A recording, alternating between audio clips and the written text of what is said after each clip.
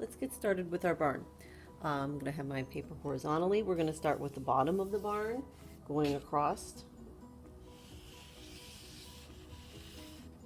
I'm going to leave some areas on the side for maybe a silo or a tree.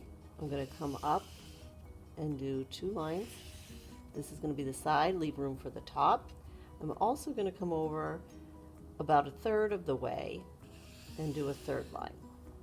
Now I can go ahead and do a little dot up here. I'm going to do 2 diagonal lines from my roof. This line is going to mimic this line.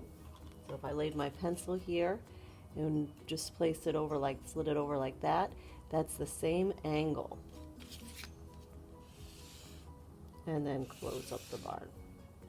We're going to add our sideline too. All right, now we can go ahead and add details to our barn. Do you have a hay loft at the top?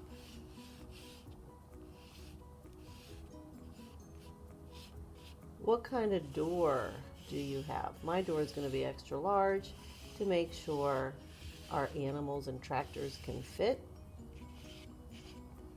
Also need to have a couple windows for my horses to look at. After I get started painting, I can add those horses on top when the paint dries. Are you going to have some wood slats to create some texture? Are you going to have shingles or metal roof? You get to decide. When you're done doing the details to your barn, we're going to add a horizon line. Going from one side of the page to the other. Our barn is going to be in the middle ground. This is going to be the background. Anything back here will be nice and small, and anything up here will be large in our foreground. I think I'm going to add a tree.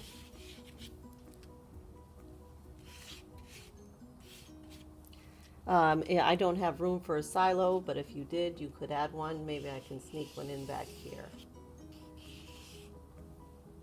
Do you want a wagon or any sort of little supplies up here? I'll just add a little bucket. Maybe a little road coming out like that. We're going to be using tempera today. I'm going to start with my barn. We're going to make sure we have our dog dish. I have my different sizes of brushes. We want a clean, dry brush for tempera. Try not to get it to slosh into our paint palette.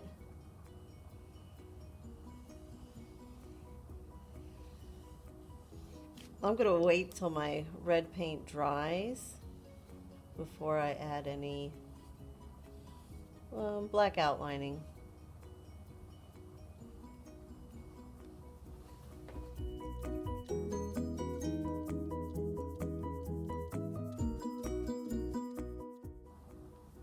For the silo, I'm going to put some white paint down. Be careful around my red. And then I can go ahead and pick up just a little bit of black, tiny bit, and then that will turn to gray. We can just mix that right on our painting.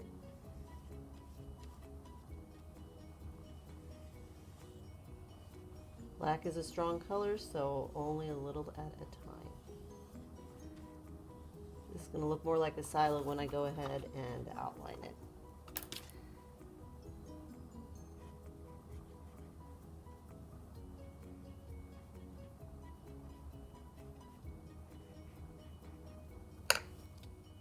I'm going to move on to my sky. I think I want kind of a sun-rising sky, so I'm going to lay down some yellow. If you wanted a daytime sky, maybe some blue.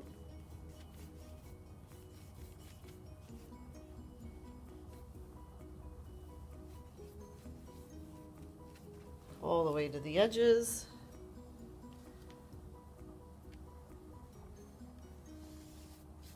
It's okay if I go over part of my tree if you have a tree, because we'll just let that yellow dry and paint our dark color right over it.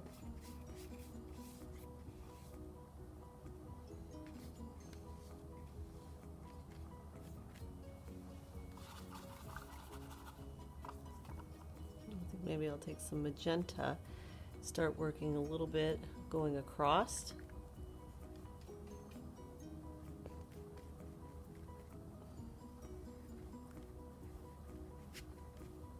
Get that blending.